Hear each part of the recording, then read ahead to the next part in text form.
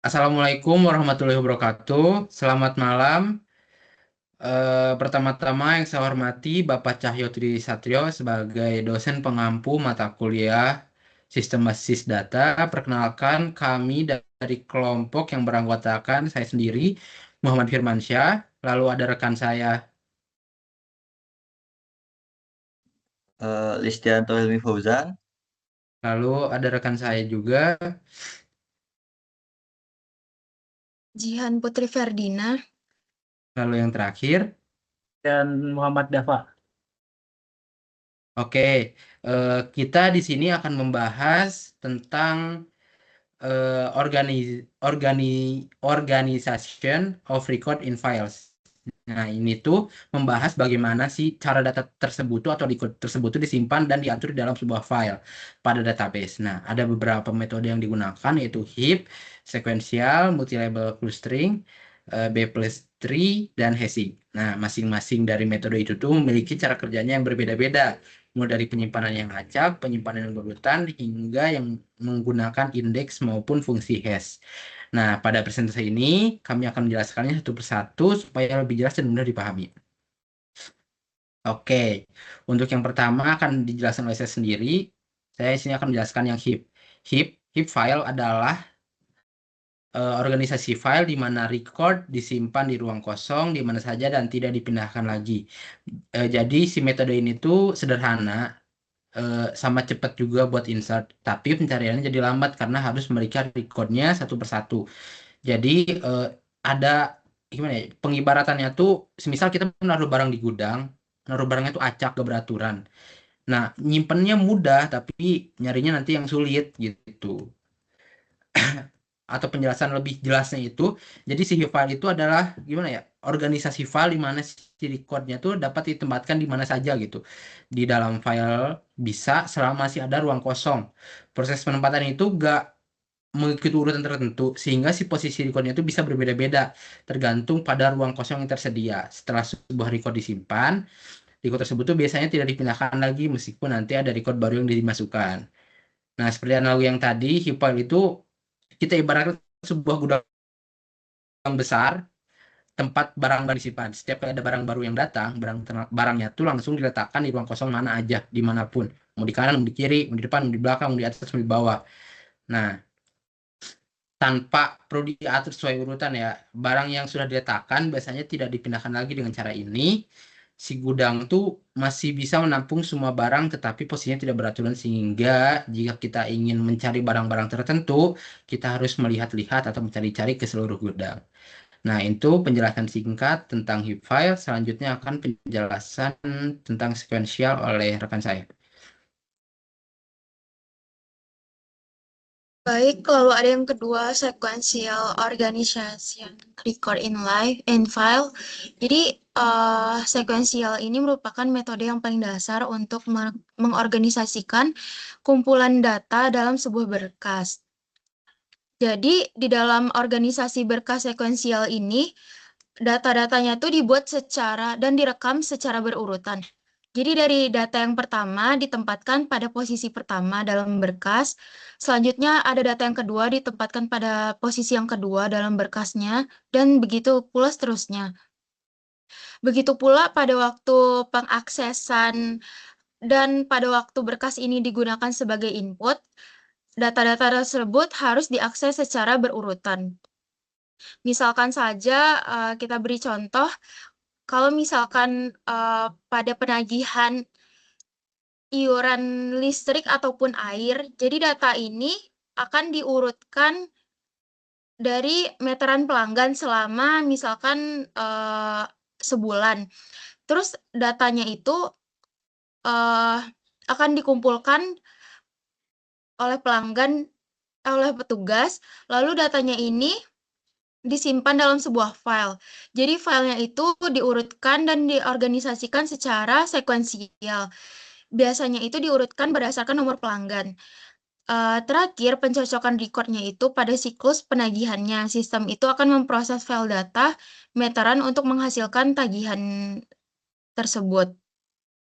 Jadi, cara kerjanya itu yang pertama seperti pengaturan datanya itu disusun secara berurutan. Selanjutnya datanya itu akan diakses mulai dari awal hingga tidak ada melewati data yang sebelumnya. Terakhir itu dilakukan pembaruan data. Kenapa? Karena file itu harus diakses secara berurutan.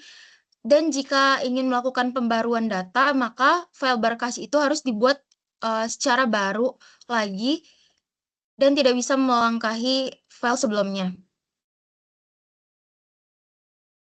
Baik. Ya. Baik, terima kasih kepada Jihan yang telah menjelaskan tentang sequential. Selanjutnya akan menjelaskan tentang multi-label clustering file organization. Waktu dan tempat dipersilakan. Oke, pertama nih multi-label clustering file nih. Multi-label clustering file itu organisasi ya, dalam bentuk organisasi file yang menyimpan beberapa relasi tabel yang berbeda dalam satu file. Mudahnya itu kita ibaratin ya, kita kalau jalan-jalan kan, kita jalan-jalan ke luar kota, kita kan pasti packing ya, entah itu pakai tas atau koper gitu. Nah, ketika koper itu nggak mungkin dong cuma satu barang doang gitu. Nah, untuk memudahkan si usernya itu pasti dia tuh masukin segala barangnya itu ke koper atau ke tas. Contohnya itu baju, celana, parfum, dan lain-lain. Nah, ketika si usernya itu butuh sesuatu gitu, nah dia tuh tinggal buka tas atau kopernya, maka akan tersedia gitu barang-barang yang mungkin dia butuhkan. Nah, dia tuh bisa ngambil salah satu barang tersebut. Itu juga berlaku sama kayak data. Ketika datanya itu saling berhubungan gitu, meskipun dia tuh berbeda gitu, nah dia tuh bakal munculin semua tipe semua relasinya gitu. Nah, ketika usernya pengen nyari misalkan nih mahasiswa atau nama mahasiswa, dia tuh bakal langsung ketemu begitu. Oke, selanjutnya saya lagi lanjut ke B plus tree file organization. Nah, B plus tree file organization itu tuh contoh sederhananya tuh ya mirip sekuensial, cuman ya emang lebih lebih bagus dalam penyisipan dan penghapusan data. Nah, oke, kita baca dulu organisasi file yang menggunakan struktur B plus tree untuk menjaga urutan data secara otomatis, meski ada penyisipan atau penghapusan. Data disimpan berdasarkan kunci pencarian, mirip sekuensial namun lebih efisiensi. Nah, oke, kita ibaratnya itu di online shop tuh biasanya kita nyari barang nih. Kita contoh aja HP Xiaomi. Nah, di HP ketika nyari barang HP Xiaomi, dia tuh pasti diurutin dulu ke HP-nya, terus ya paling akhir-akhirnya itu eh anak perusahaan Xiaomi gitu, pokok yang berkaitan dengan Xiaomi-nya tersebut.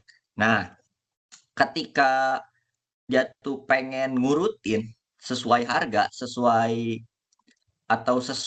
merek yang lain gitu, dia tuh bakal masuk ke data tersebut. Nah, ini juga sama kayak data, kayak misalkan kita pengen nyari nih mahasiswa nih dari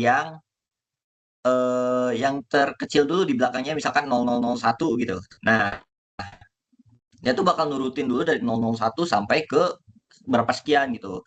Nah, ketika yang dihapuskan misalkan 00002 gitu dihapuskan, maka si 003 akan ke atas gitu seterusnya dengan sampai dia tuh tetap terurut gitu meskipun ada penghapusan atau penyisipan gitu.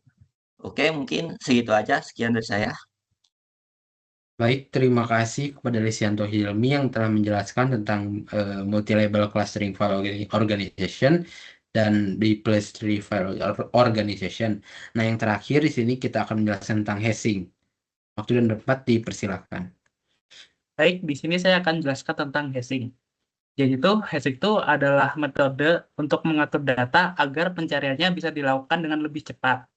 Nah, caranya itu dengan menggunakan fungsi hash. fungsi hash ini itu dia bekerja dengan cara mengubah kunci pencarian seperti name, nama, atau ID lah menjadi angka tertentu.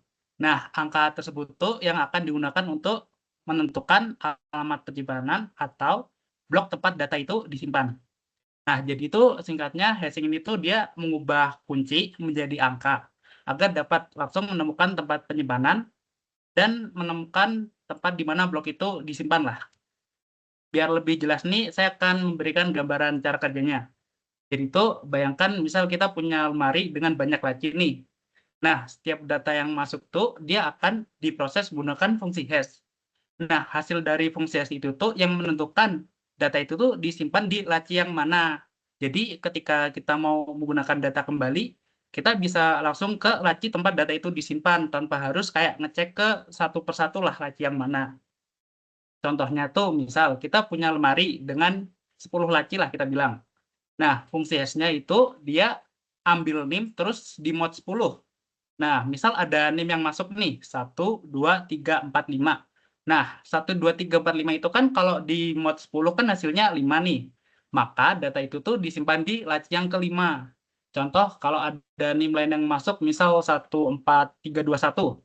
1, 4, 3, 2, 1 ini tuh kalau di mod 10 kan hasilnya tuh 1. Nah, maka data itu tuh akan disimpan di laci yang ke-1. Jadi, waktu kita mencari misal 1, 2, 3, 4, 5, maka kita bisa langsung ke laci nomor 5 tanpa harus kayak ngecek laci satu per satu. Nah, itulah hashing. Baik, terima kasih kepada rekan saya Muhammad Dafa yang telah menjelaskan tentang hashing. Mungkin sekian tentang penjelasan heap, sequential, multi-level clustering file organization, dan B+3 file organization dan hashing dari kelompok kita. Mohon maaf bila jika masih ada kekurangan dalam kata ataupun apapun. Sekian dari saya, moderator. Wassalamualaikum warahmatullahi wabarakatuh.